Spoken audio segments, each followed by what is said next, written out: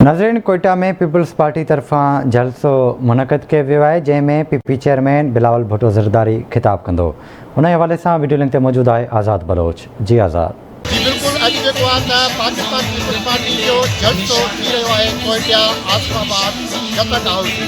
जिथे जलसे जा इंतज़ाम तमामु मुकमल कया विया आहिनि। जलसे जो चारे तरफ़ां जेको आहे सिक्योरिटी जा इंतज़ाम सख़्तु कया विया आहिनि ऐं जलसे गाह में तमामु पार्टी ऐं कारकुन जो वॾो रश आहे ऐं हुजूम आहे ऐं जलसे गाह खे बैनरनि ऐं पाकिस्तान पीपल्स पार्टी जे झंडनि खां बिल्कुलु सींगारियो आहे। कुझु देरि खां पोइ पाकिस्तान पीपल्स पार्टी जो चेयरमैन बिलावल भुट्टो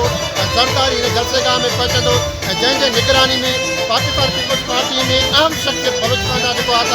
शमूलियत कंदा, जंहिंमें पाकिस्तान पीपल्स जेको आहे त बलूचिस्तान जो जेको आहे अॻवाणो वज़ीर आला नवाब सनाउल्लाह ज़हरी साहब ऐं जनरल अब्दुल कादिर बलोच साहब ऐं इन सां गॾु अहम शख़्सियतूं बलूचिस्तान जा जेको आहे पाकिस्तान पीपल्स पार्टी में शमूलियत कंदा। उन वक़्तु जेको जलसे गाह में उहो सिक्योरिटी जा इंतज़ाम इंतिहाई सख़्तु कया विया आहिनि ऐं जलसे गाह खे चारों तरफ़ जेको आहे त पुलिस MC जे एहलकारनि खां जेको आहे त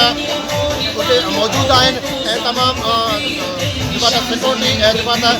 क्लियर कराटे उन खां पोइ जेको जलसे गाह में माण्हुनि खे ऐं कारकुननि खे छॾियो वञे थो ऐं जलसे गाह में जेको आहे हिन वक़्तु कारकुननि जो आमद जारी आहे ऐं कुझु देरि खां पोइ जेको आहे त अहम शख़्सियत बलूचिस्तान जा जेको आहे त पाकिस्तान पीपल्स पार्टी में शमूलियत कंदा। जी।